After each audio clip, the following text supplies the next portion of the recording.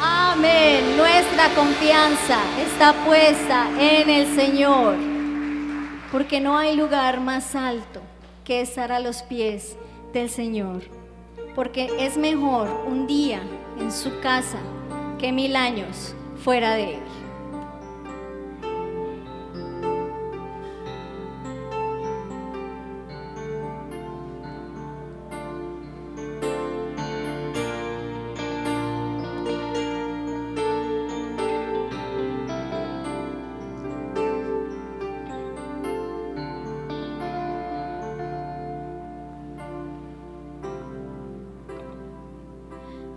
A tus pies arde mi corazón,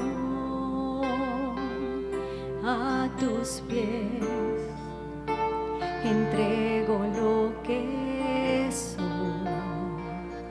Es el lugar de mi seguridad, donde nadie me puede señalar. Me perdonaste, me acercaste a tu presencia, me levantaste, hoy me postro a adorarte. No hay lugar más alto, más grande que estar a tus pies, que estar a tus pies. No hay lugar más alto, más grande que estar a tus pies, que estar a tus pies.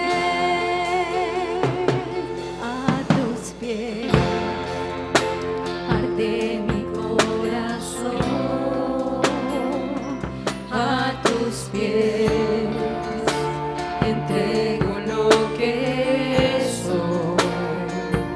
Es el lugar de mi seguridad, donde nadie me puede señalar.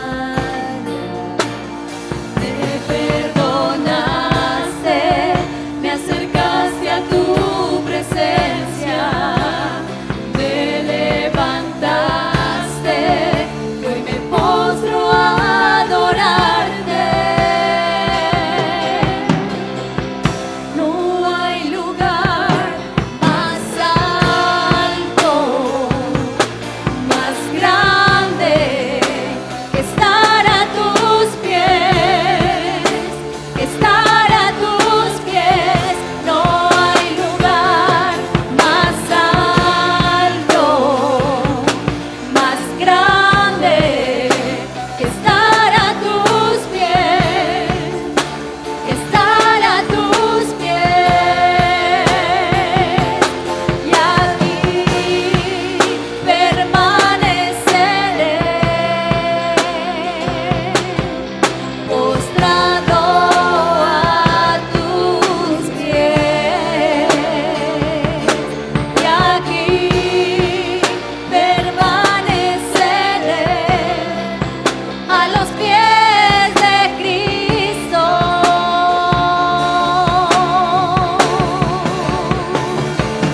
Y aquí permaneceré, postrado a tus pies. Y aquí permaneceré a los pies de Cristo. No hay lugar más alto, más grande que estar a tus pies, que estar a tus pies. No hay lugar más alto.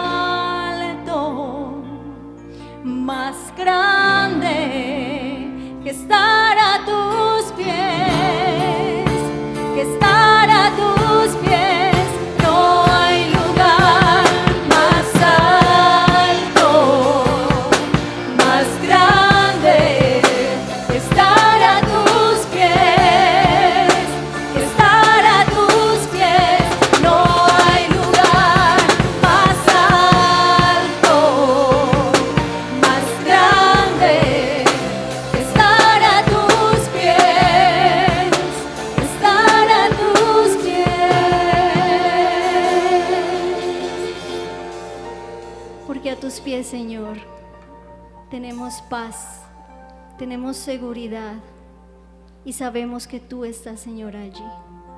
Por eso te damos gracias, por esa confianza que tenemos, Señor, en ti, porque tu Dios eres real y eres bueno con nosotros, que no merecemos, Señor, tal amor. Por eso te damos gracias. Gracias, bendito Señor, por habernos mostrado un amor tan infinito, Señor, al habernos dado el regalo de tu salvación. A ti, Dios, sea toda la gloria, la honra y el honor, ahora y siempre, y por todos los siglos de los siglos, en el nombre de nuestro Señor y Salvador Jesucristo. Amén y amén. Que el Señor les bendiga, hermanos. Ya hemos escuchado la lectura en el capítulo 1 del libro del Apocalipsis. Quiero que esta mañana reflexionemos sobre eso, reflexionemos sobre ese capítulo. Obviamente no podemos hacer una reflexión exhaustiva sobre ese capítulo y no es tampoco mi intención, porque si usted si usted lee el capítulo 1 de Apocalipsis, igual que todo el resto del libro, usted encuentra una cantidad de detalles y de figuras y de imágenes y de símbolos que pues eso requeriría tiempo y una conferencia pues profunda para poder explicar eso, pero la idea no es esa, pero sí podemos tener esta mañana una reflexión que nos ayude a comprender el mensaje básico del capítulo 1 del libro del Apocalipsis, lo que es el mensaje básico para su iglesia en el día de hoy. Por eso quiero hablar acerca del tema, basándome en este capítulo 1 de Apocalipsis, quiero hablar acerca de Jesucristo en el marco de la iglesia. Jesucristo en el marco de la iglesia. Y ya les voy a explicar por qué ese tema. Jesucristo en el marco de la iglesia. Usted piense en esto. Nosotros estamos muy lejos, digamos, en cuanto al tiempo, en cuanto a la historia, estamos muy lejos de la situación contextual en la que estuvo la iglesia a la que fue dirigido originalmente este libro del Apocalipsis. Sin embargo, si uno mira bien las circunstancias en las que esa iglesia estaba, muchas de esas circunstancias se asemejan mucho a las circunstancias en las que se encuentra la iglesia de hoy. El libro del Apocalipsis fue escrito con un doble propósito. Primero, hacer un llamado profundo a la iglesia, y ahora vamos a ver por qué. Un llamado a la iglesia. Y segundo, darle a la iglesia la confianza de que Dios está en control de todas las cosas y que al final el propósito de Dios triunfará y la iglesia tendrá la victoria. Amén. Muy bien, a veces se mira el libro del Apocalipsis o mucha gente lo mira como un libro complicado, lleno de misterios, y ellos en sus interpretaciones le agregan más misterios y se ve el libro del Apocalipsis de una manera a veces como muy catastrófica, muy negativa. Obviamente el libro del Apocalipsis tiene un mensaje que era para la iglesia entonces y tiene un mensaje para la iglesia hoy, aunque también anunciaba proféticamente muchas cosas que habrían o habrán de suceder. Corría el año 80 o quizás el 81 después de Cristo, año 80 o 81 después de Cristo, y Domiciano era el emperador romano de ese momento. El apóstol Juan, quien escribió el libro del Apocalipsis, había sido declarado enemigo del Estado por causa de lo que él enseñaba y por el liderazgo que él tenía en esa región a la cual fue dirigido el libro del Apocalipsis, donde había un grupo significativo de iglesias. Así que al considerar a Juan como líder prominente e influyente dentro de esa región del Imperio Romano, como enemigo del Estado, por lo que él enseñaba y por lo que él creía, obviamente la iglesia también fue puesta en el blanco del ataque del Estado. ¿Por qué? Por la política anticristiana de Roma. Ahora, había el apóstol Juan había sido, por decirlo, confinado a la isla prisión de Patmos. Esa era una isla cercana a Roma, en alguna parte del mar, creo que era el mar Egeo. Allí en esa isla, como fue en algún tiempo, hace ya muchos años, aquí en Colombia, la isla Gorgona, por ejemplo, que era una isla prisión. Eso mismo sucedía con la isla de Patmos. Pero para entonces, vuelvo y subrayo, la iglesia estaba bajo la mira opositora del Imperio Romano. Y era muy, pero muy grande, muy cruel, era sumamente desmedida la persecución contra la iglesia. Hay que leer la historia del cristianismo para uno encontrar en una forma un tanto más detallada lo que el Imperio Romano hacía contra la iglesia y contra los cristianos en diferentes lugares del imperio. Alguien decía, el libro del Apocalipsis, entonces, como suele suceder con la literatura apocalíptica, quisiera tener más tiempo para explicar eso, pero el libro del Apocalipsis aparece en una época crítica para los cristianos por su oposición al paganismo de Roma. Y ese paganismo de Roma generalmente se expresaba, entre muchas otras cosas, se expresaba en el culto al emperador, al cual se lo consideraba un dios. La gente creía, y los emperadores romanos y la religión romana habían hecho creer a la gente que el emperador era Dios. Entonces eso hacía que el Imperio Romano pudiera tener coherencia, tanto religiosa como política. Y ellos veían en la iglesia un mensaje completamente contrario a eso, y ellos pensaban que lo que la iglesia predicaba amenazaba la estabilidad y la coherencia del Estado. Pero en realidad, en el fondo, simple y sencillamente, era un profundo miedo al mensaje cristiano que llamaba al arrepentimiento, y el apóstol Juan, en contraposición a eso, presenta a Jesús como el Señor soberano que guía y guarda a la iglesia. Mientras el Imperio Romano proclamaba, el emperador es el Señor, el emperador es Dios, la iglesia cristiana decía, Jesucristo es el Señor, Jesucristo es Dios, Jesucristo es el Salvador. Eran dos perspectivas que se oponían y se rechazaban mutuamente. Pero Juan presenta a Jesús como el Señor soberano que guía y guarda a la iglesia. Y yo quiero subrayar de manera especial eso. Jesús guía y guarda a su iglesia. Ahora bien, tres cosas quiero mencionar aquí. Primero, el Señor como guía y como quien guarda a la iglesia. Miren bien, primero que todo, tiene un mensaje para la iglesia. Jesús tiene un mensaje para la iglesia.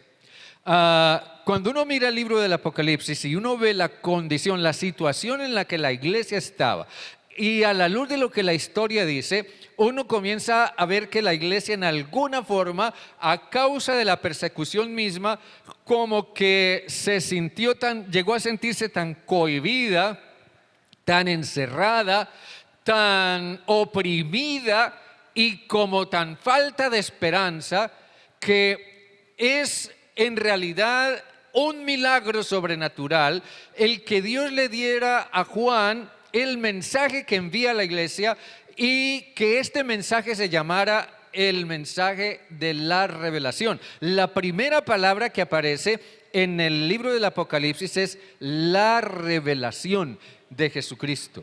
La palabra revelación en el idioma original del Nuevo Testamento es Apocalipsis, que significa algo así como comenzar a descorrer un velo, algo que en alguna manera impide la visión para ver lo que realmente hay más allá de ese velo. Y Jesús quería que la iglesia pudiera mirar más allá de las circunstancias que estaba experimentando y que de alguna manera estaban empañando su visión. Entonces Jesús tiene un mensaje para la iglesia. Dice entonces la revelación de Jesucristo que Dios le dio para manifestar a sus siervos las cosas que deben suceder pronto. Las cosas que deben suceder pronto. Y en el versículo 11 dice: yo soy el alfa y la omega, el primero y el último. Escribe en un libro lo que ves y envíalo a las 7 iglesias que están en Asia: a Éfeso, a Esmirna, a Pérgamo, a Tiatira, a Sardis, a Filadelfia y a la Odisea. Ahora bien, piensa en esto. La iglesia como tal es una comunidad singular. Esto lo he dicho muchas veces. No hay absolutamente nada, ni en la historia ni en el mundo, semejante a la iglesia, ni siquiera de cerca. La iglesia es una comunidad singular, ante todo por su fe, por el mensaje que proclama, por la obra que realiza y por la cosmovisión que tiene de la vida. La iglesia es una comunidad singular. Y como tal, la iglesia ha sido puesta en el mundo para llevar a cabo el propósito de Dios. Pero lo más paradójico para la iglesia es que ha sido puesta en gran desventaja con su entorno. Eso es una realidad. La iglesia ha sido puesta en gran desventaja con su entorno. Jesús dijo: yo los envío a ustedes como a ovejas en medio de lobos. ¿Qué ventaja puede tener una oveja en medio de una jauría de lobos? Está en completa desventaja, en completa debilidad, en completa indefensión ante esas circunstancias. Por esa razón, el mundo parece poder abusar, parece poder atacar, parece poder masacrar, parece poder hacer todo lo que quiere contra la iglesia de una manera fácil, sin inmutarse para nada. Pero el mundo, en esa actitud hacia la iglesia, llega a hacerse a la idea de que está teniendo la victoria y el triunfo sobre la iglesia. Pero no obstante eso, el mensaje de Jesús a través de Juan es algo completamente diferente, porque Juan hace ver que la iglesia como tal, en su estado de desventaja y de indefensión, en su debilidad o en su pequeñez, la iglesia está supeditada a un poder superior, un poder no humano, sino un poder sobrenatural. Juan comienza su narrativa haciendo referencia a ese poder sobrenatural. Ese poder está en las manos de Jesucristo, el Señor soberano. Y Jesús como tal tiene un mensaje específico para la iglesia: hacer ver a sus siervos las cosas que deben suceder pronto. Yo he encontrado que hay diversas maneras como muchos o algunos intérpretes le dan sentido o interpretan esta expresión: las cosas que deben suceder pronto. Sin embargo, nosotros podemos entenderlo partiendo del hecho de que el mensaje del Apocalipsis es enviado a la iglesia. Ahora amplío eso un poquito más, pero el mensaje del Apocalipsis es enviado a la iglesia. Y es un mensaje que tiene un sentido de urgencia. Hay cosas que tienen que suceder pronto. Hay cosas que deben comenzar a suceder pronto. Observe que la expresión no dice las cosas que van a suceder, sino las cosas que deben suceder. Las cosas que deben suceder pronto. Y si este mensaje tiene que ver con la iglesia, si es enviado a la iglesia, entonces ese mensaje tiene que ver con decisiones que la iglesia tiene que tomar y correcciones que la iglesia debe asumir.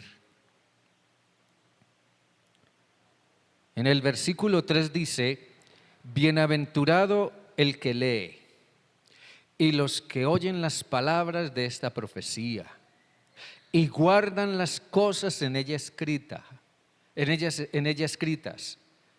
porque el tiempo está cerca.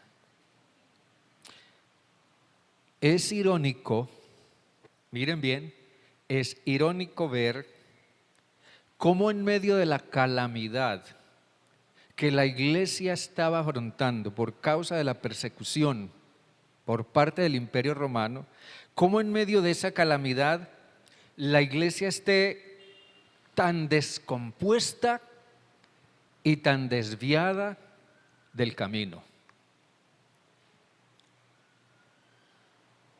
Aquí dice que el mensaje de Juan fue dirigido a las 7 iglesias de Asia, a 7 iglesias de Asia. En el tiempo de Juan, Asia era solo lo que hoy se conoce como Turquía. No es el Asia que conocemos hoy, que incluye a la China y a la India y todo eso, no. Era solo esa parte de la península de Anatolia, donde había un conglomerado de iglesias cristianas. Y a esas 7 iglesias fue dirigido este mensaje, esas 7 iglesias. Ahora bien, Éfeso era una iglesia que había perdido su primer amor, o sea, había perdido la prioridad básica y esencial de su ministerio. Había perdido su relación con el Señor y había perdido también de vista el ministerio encaminado a desarrollar a la gente espiritualmente. La iglesia de Esmirna era una iglesia que padecía, estaba sufriendo porque estaba siendo fiel a la obra. La iglesia de Pérgamo era una iglesia que se había vuelto inmoral. La iglesia de Tiatira era una iglesia que se había vuelto mundana porque había mezclado los valores cristianos con los valores del mundo. La iglesia de Sardis era una iglesia moribunda porque había perdido su visión. La iglesia de Filadelfia era una iglesia comprometida en las misiones y la iglesia de la Odisea era una iglesia tibia y sin santidad. Ahora bien, si nosotros tomamos esas 7 iglesias como el 100% de las iglesias de la península de Asia, entonces podríamos decir que teniendo presente que solamente 2 iglesias, Esmirna y Filadelfia, salen bien libradas en la evaluación que Jesús hace de la iglesia, entonces solamente un 20% de la iglesia estaba comprometida con el Señor, haciendo la obra y extendiendo el reino de Dios. Y un 80% de la iglesia estaba completamente desviada y equivocada. No es diferente hoy día, en el siglo XXI. No es diferente. Es sorprendente ver cómo grandes sectores de la iglesia cristiana hoy en día han optado por el secularismo, en el sentido de que los valores del mundo se mezclan con los valores cristianos. Y lo hemos dicho varias veces, como iglesias cristianas o que se dicen ser cristianas hoy, están de acuerdo con el aborto y con los matrimonios homosexuales y con todo esto y están apelando, según ellos, a lo que según ellos encuentran en la Biblia. Hoy grandes sectores de la iglesia han optado también por defender valores anticristianos, han optado por adherirse al ecumenismo, o sea, la idea de que no, todos somos hijos de Dios, no tenemos que ser cristianos ni seguir a Jesús para ser hijos de Dios, porque todas las religiones buscan a Dios y todas las religiones son hijos de Dios. Hoy muchos sectores de la iglesia cristiana han optado también por el poder político, se han adherido al poder político pensando que los sistemas políticos son la solución a la problemática del mundo. Miren ustedes bien, hermanos, vino la persecución y encontró a una iglesia desprevenida, encontró a una iglesia desenfocada, encontró a una iglesia mundanalizada que no estaba en condición de hacer frente a tal circunstancia. ¿No será que a nosotros también nos ha sorprendido, nos está sorprendiendo, no solamente la pandemia, sino también la inmoralidad que sigue invadiendo el mundo, que sigue invadiendo la sociedad, y el desorden social que cada día es más evidente? ¿No será que nos está sorprendiendo fuera de base? Porque la pregunta que tenemos que hacernos es, frente a toda esta problemática mundial, ¿qué tanto está haciendo la iglesia? Y de todo el 100% de la iglesia, ¿qué porcentaje está realmente comprometido con el propósito de Dios en el mundo y con los valores de Dios y con los principios de Dios? El mensaje de Jesús a la iglesia es un llamado a releer su papel. Es un llamado a volver a pensar, a volver a meditar en su verdadero sentido, en su verdadera misión, en su verdadera razón de ser. El mensaje de Jesús es un llamado a arrepentirse, es un llamado a corregir lo que está mal.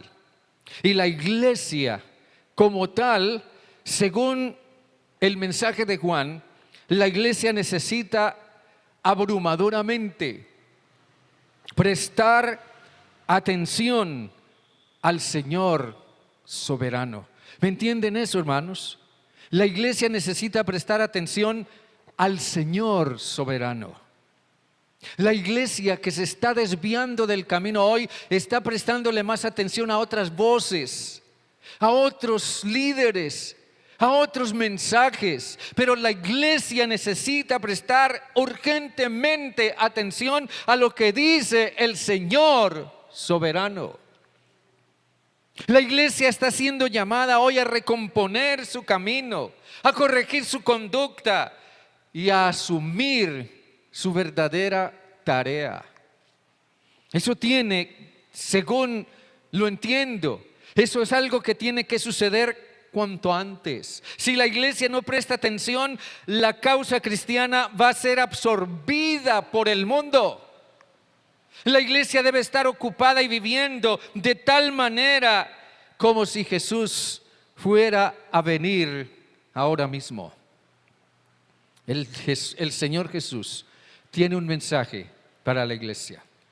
Pero en segundo lugar, a Jesús le pertenece la iglesia. A Él le pertenece la iglesia. En los versículos 5 y 6 dice: y de Jesucristo, el testigo fiel, el primogénito de los muertos y el soberano de los reyes de la tierra, al que nos ama, nos ha lavado de nuestros pecados con su sangre y nos hizo reyes y sacerdotes para Dios, su Padre. A Él sea gloria e imperio por los siglos de los siglos. ¿Cuál es realmente la iglesia de Jesucristo? Uno encuentra por aquí y por allá, cada quien dice: mi iglesia es la verdadera iglesia de Cristo, la iglesia a la que yo asisto, la iglesia en la que yo he pertenecido es la iglesia de Cristo. Y yo digo, bueno, eso está muy bien. Pero la pregunta es, ¿cuál es realmente la iglesia de Jesucristo? Y debemos preguntarnos también, ¿son todas las iglesias realmente de Jesucristo? O preguntémoslo de otra manera, ¿es todo lo que se llama iglesia realmente de Jesucristo? ¿Es todo lo que se llama iglesia realmente de Jesucristo? A mí me parece que estos versículos 5 y 6 que acabamos de leer indican que ante todo hay una relación muy especial con Jesús. Ojo, una relación muy especial con Jesús por parte de aquellos a quienes Él ama. A quienes Él ama. Y dice que a quienes Él ama, Él los ha lavado de sus pecados con su sangre y los ha hecho reyes y sacerdotes. Ahora bien, eso simplemente nos lleva a pensar que allí en eso hay un sentido de pertenencia y es a esos a los que Jesús envía esta revelación. Por ese sentido de pertenencia, Jesús guarda su iglesia, porque Él guarda a los que son suyos. Mire bien esto, lo explicaré de esta manera.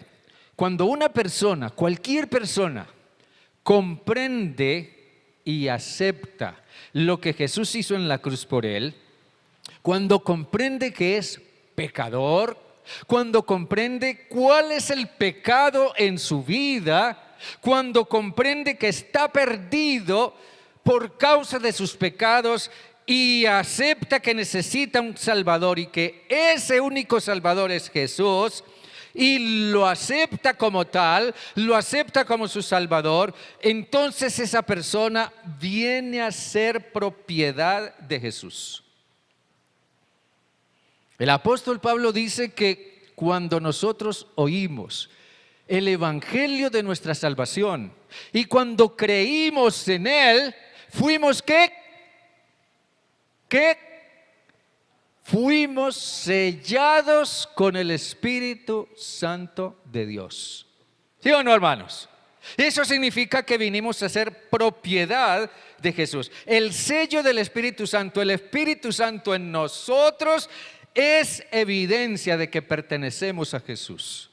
Y escribiendo a los Romanos, Pablo decía que todos los que son guiados por el Espíritu son ¿qué? Hijos de Dios. Todos los que son guiados por el Espíritu son hijos de Dios. Entonces, la iglesia le pertenece a Jesús.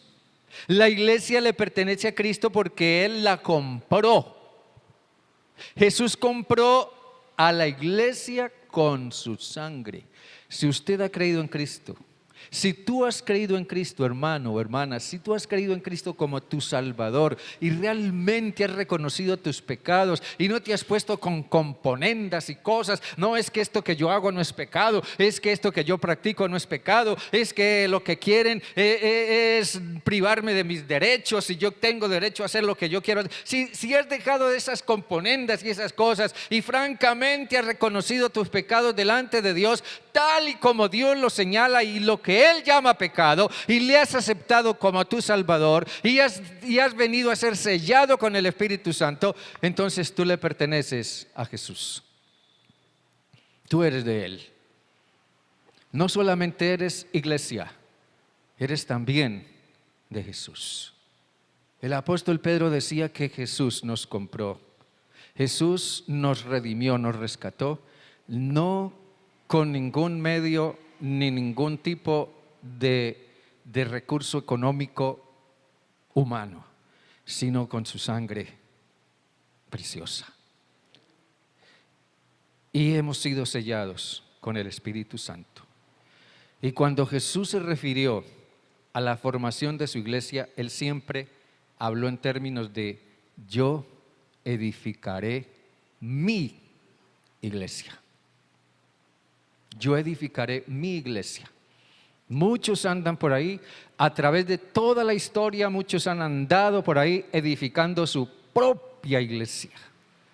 Pero Jesús dijo, yo edificaré mi iglesia.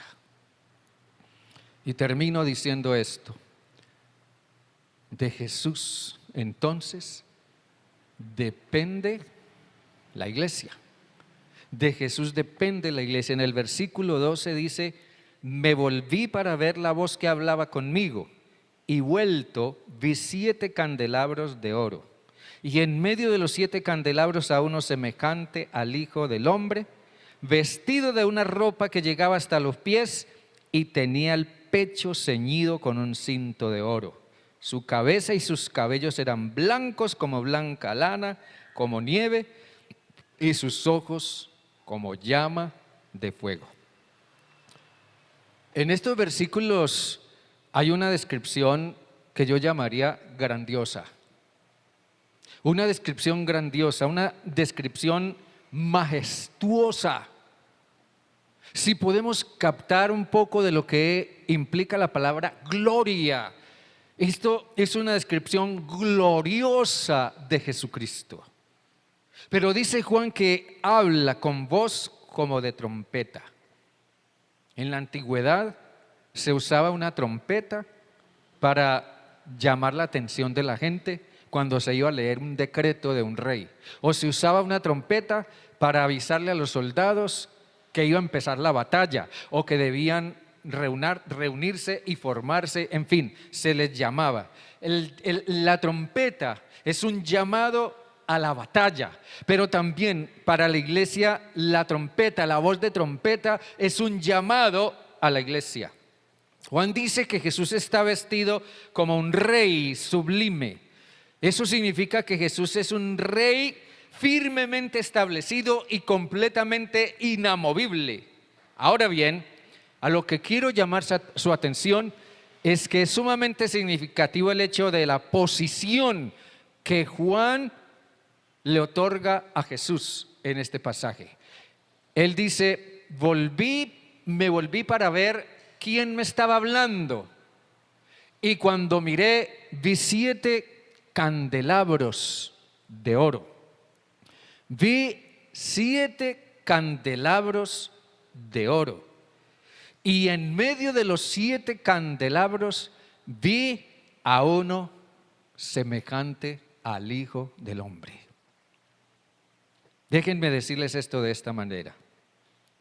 Jesús está en medio de 7 candelabros. Estos candelabros son símbolo de la iglesia, porque la iglesia es luz. Pensemos un poco en lo que era el candelabro al que se refiere Juan. Probablemente él tiene en mente este candelabro. Esto es solo una pequeña réplica de lo que era el candelabro que Dios le ordenó a Moisés construir en el Antiguo Testamento para poner en el lugar santísimo del templo. En el hebreo para los judíos es la mesuzá. Pero en realidad un candelabro es un artificio, llamémoslo así, sobre el cual se colocaban las lámparas. Cada una de estas copitas era un lugar donde se colocaba una lámpara, una luz que alumbraba. El propósito era que hubiera luz, que alumbraba. Pero el candelabro no alumbraba por sí mismo. Simplemente alumbraba la lámpara que se ponía sobre él. Eso era lo que alumbraba, la lámpara que se ponía sobre él. El candelabro tenía sentido. El candelabro tenía propósito. El candelabro era utilizable solamente cuando una lámpara era colocada encima de él. Y cada iglesia es representada por un candelabro. Por lo que podemos observar en el mensaje a las 7 iglesias, después en los capítulos 2 y 3, parece que solamente 2 de esas iglesias, de esas 7 iglesias, estaban alumbrando debidamente. Las otras 5 estaban apagándose o ya se habían apagado. Hay una iglesia a la que Jesús le dice, ponle cuidado a las cosas que están para morir dentro de ti. Hermanos queridos, la iglesia tiene sentido, la iglesia tiene propósito, la iglesia tiene misión, la iglesia tiene visión. Como tal, solamente cuando Jesús alumbra a través de ella. Nosotros de por sí no podemos alumbrar. La iglesia de por sí no alumbra. La iglesia de por sí solo es un candelabro, pero necesita de la luz que es Jesús. Amén, hermanos. Necesita de la luz que es Jesús. Las figuras que Juan menciona aquí significan el cabello blanco, significa sabiduría. El hecho de que Jesús está con un cinto de oro alrededor de su pecho significa que Él tiene un papel sacerdotal y como tal anuncia el juicio de Dios. Y como tal intercede constantemente por su iglesia. Pero también dice que tiene ojos como de fuego y eso significa que Él anuncia el inminente juicio de Dios. Hermanos, la iglesia depende de Jesús para alumbrar. Y solo en la medida en que nosotros dejemos que Jesús alumbre en nosotros, podremos realmente ser una iglesia con sentido y con propósito. Todas estas cosas que hemos puntualizado hasta aquí nos enseñan y nos afirman algo absolutamente esencial. La manifestación de Jesús como el Señor soberano es el comienzo del triunfo de la iglesia. Amén. El hecho de que Jesús se manifieste, cuando Jesús se manifiesta en nuestras vidas, si Jesús se manifiesta más en nosotros como iglesia, entonces la iglesia comienza a experimentar el triunfo de Dios. Y yo les digo sinceramente, han transcurrido, a pesar de tantas cosas, han transcurrido más de 2000 años. La iglesia ha sido atacada, vilipendiada, desprestigiada, perseguida, de todo lo que se ha hecho contra ella. Y sin embargo, la iglesia que ha sido fiel a Jesús ha permanecido ahí. Y ahí está. Y hoy está. La iglesia que manifiesta la presencia de Jesús y que le es fiel a Él, es una iglesia que alumbra y es una iglesia que nada ni nadie jamás podrá apagar, ni nada ni nadie podrá destruir. La forma exaltada como Juan describe a Jesús nos asegura que la iglesia no solo está segura en las manos de Cristo, sino que la iglesia está encaminada a la victoria final. Amén, hermanos.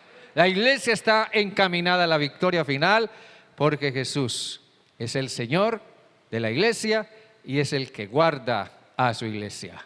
Amén. Que el Señor nos use, pueda usarnos, que nosotros podamos ser un candelabro en el cual Jesús, que es la luz, alumbre y le muestre el camino a otros, que es lo que el mundo necesita hoy. Amén, hermanos. Dios les bendiga. Estemos de pie, por favor. Dios bueno, te alabamos, Señor, y te exaltamos esta mañana. Te damos gracias a Dios por este tiempo precioso que hemos podido transcurrir aquí esta mañana. Gracias a Dios por el tiempo de la enseñanza, por las clases que tuvimos hoy, por quienes hoy estuvieron en esas clases. Dios, que tú bendigas sus vidas grandemente y les edifiques cada día más. Pero también gracias por nuestro culto de hoy, por la celebración de la cena, por el tiempo de la alabanza. Gracias por el grupo de alabanza. Gracias a Dios por la palabra que hoy podemos exponer, que nos llama, Señor, a reflexionar y preguntarnos en verdad, como iglesia, ¿cómo estamos? ¿Qué clase de iglesia estamos siendo? ¿Sí estamos siendo una iglesia que alumbra? ¿Sí estamos siendo una iglesia que quiere de veras alumbrar día tras día, donde quiera que tú nos quieras usar? Señor, ¿qué clase de hijos e hijas tuyos somos? Si somos, Señor Dios, esas lámparas que tú quieres usar para alumbrar por tu presencia en nosotros. Ayúdanos, Dios, cada día, cada momento, a cultivar más esa profunda relación contigo a la que tú nos has llevado, a ser hijos de Dios, sellados con tu Santo Espíritu. Gracias, Dios, porque en verdad tú eres el comienzo y eres el final. Tú eres el que dispone, tú eres el que permites, el que le das lugar a todo lo que sucede, pero también tú eres el que tienes en tu mano el control y tú tienes la última palabra. Dios bendice, edifica, llena nuestras vidas, santifícanos y úsanos más conforme a tu propósito. Que podamos ser, Señor Dios, hombres y mujeres dispuestos para ti, para que tú nos uses como sea tu santa voluntad hacerlo, porque vivimos en un mundo que lo necesita. En el nombre de Jesús oramos. Amén y amén. Dios les bendiga, mis hermanos, grandemente.